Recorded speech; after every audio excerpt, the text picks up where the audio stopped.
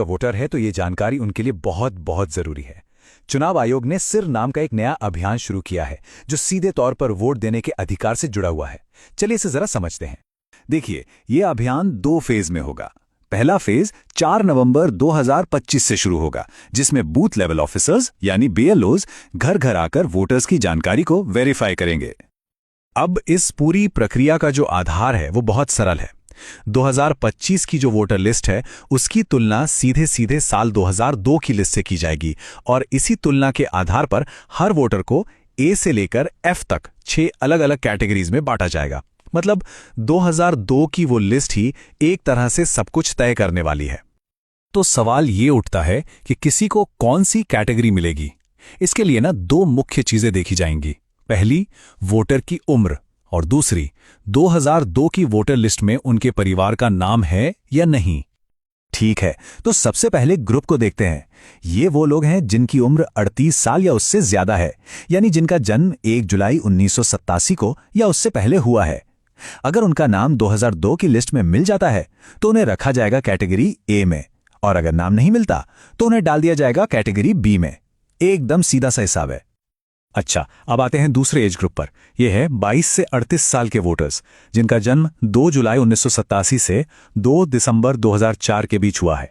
अगर इनके माता या पिता दोनों में से किसी एक का भी नाम 2002 की सूची में है तो उन्हें मिलेगी कैटेगरी सी।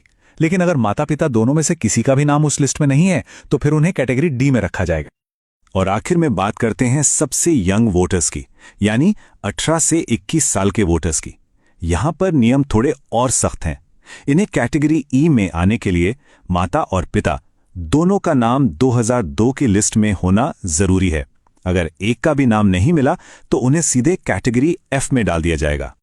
तो ये जो A B C D categories हैं, इनका आखिर मतलब क्या है? इसका जवाब मिलता है हमें दूसरे फेज में। आपकी कैटेगरी ही ये तय करेगी कि आपको अपना वोट देने का अधिकार बनाए रखने के लिए कौन से और कितने डॉक्यूमेंट्स जमा करने पड़ेंगे, और कुछ मामलों में अपना वोट देने का अधिकार बचाने के लिए इतने डॉक्यूमेंट्स तक देने पड़ सकते हैं। चलिए इस टेबल को जरा ध्यान से समझते हैं। अगर कोई कैटेगरी ए में है तो बहुत बढ़िया, उन्हें कोई प्रूफ नहीं देना होगा। बी, सी और ई कैटेगरी के लोगों को सिर्फ अपना एक प्रूफ देना होगा। लेकिन कैटेगरी डी वालों को अपना और अपने माता या पिता में से किसी एक का यानी कुल 2 प्रूफ देने होंगे। और सबसे ज्यादा कैटेगरी एफ वालों को अपना और अपने माता पिता दोनों का मतलब कुल 3 प्रूफ पेश करने होंगे। और सबसे जरूरी बात, अगर ये प्रूफ नहीं दिए जा सके तो मतदाता सूची से नाम हटने का पूरा खतरा है। तो अब सबसे बड़ा सवाल, आखिर किया क्या जाए? घबराने की जरूरत बिल्कुल नहीं है। कुछ बहुत आसान कदम हैं जो अभी से उठाए जा सकते हैं ताकि आगे चलकर कोई भी परेशानी ना हो। तो सवाल यह है कि पहले फेज की तैयारी के लिए हम अभी से राइट नाउ क्या कर सकते हैं? देखिए, हमारा लक्ष्य होना चाहिए कि हम सबसे आसान कैटेगरीज ए, सी और ई में आ जाएं। इसके लिए क्या करना होगा? जिनकी उम्र 41 साल से ज्यादा है वो 2002 की लिस्ट से अपना नाम, भाग संख्या और क्रम संख्या ढूंढकर अपने बीएलओ को दे दें। जो 21 से 38 साल के हैं वो अपने माता या पिता में से किसी एक की 2002 की लिस्ट की जानकारी अपने बीएलओ को दे दें। और जो 18 से 21 साल की युवा वोटर हैं वो अपने माता और पिता दोनों की 2002 की जानकारी निकालकर अपने बीएलओ को दे दें।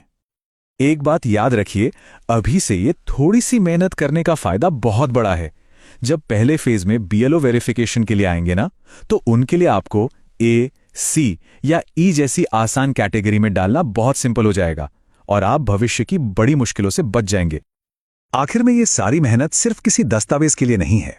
जैसा कि इस गाइड में कहा गया है, ये इसलिए है ताकि हमारा वोट देने का अधिकार बरकरार रहे और हम लोकतंत्र को बचा सकें।